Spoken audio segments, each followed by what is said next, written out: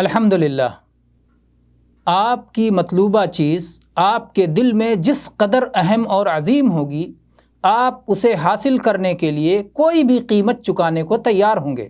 اس عظیم چیز کے مقابلے میں اسے حاصل کرنے کے لیے خرچ کی جانے والی شے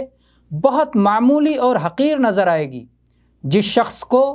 ربوبیت و عبودیت کی حقیقت کا علم ہے، جسے اللہ خالق و مالک اور اپنے نفس کی معرفت حاصل ہے،